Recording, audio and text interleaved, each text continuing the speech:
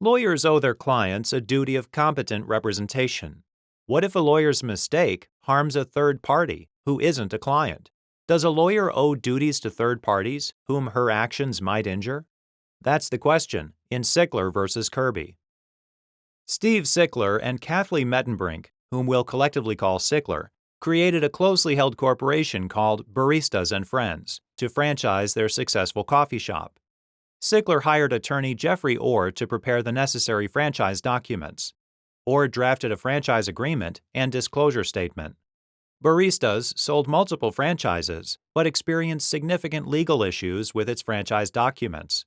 After an attorney representing an Iowa franchisee notified Sickler that Baristas' disclosure statement didn't comply with federal or state law, Sickler asked Orr to have another lawyer review Baristas' franchise documents. Orr's associate, Bradley Holbrook, hired attorney Robert Kirby to review the documents. Holbrook specified that Kirby should communicate only with him. Kirby concluded that the documents were defective in multiple respects and exposed Baristas to substantial potential liability.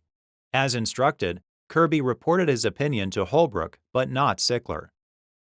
The Iowa franchisee sued Baristas and Sickler personally in Iowa State Court based on the defective franchise documents. Holbrook represented Sickler in this lawsuit and hired Kirby to represent Baristas.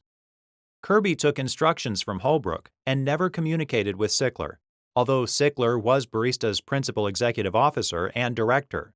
Kirby never ascertained who drafted the franchise documents or advised Sickler that the drafter should be added to the Iowa lawsuit as a third-party defendant.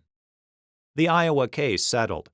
Thereafter, the Federal Trade Commission investigated Baristas, resulting in a permanent injunction and suspended civil penalties. Sickler sued Kirby for malpractice in Nebraska State Court. Kirby argued he owed no duty to Sickler because Baristas was his client, not Sickler. The trial court granted summary judgment for Kirby. Sickler appealed to the Nebraska Court of Appeals.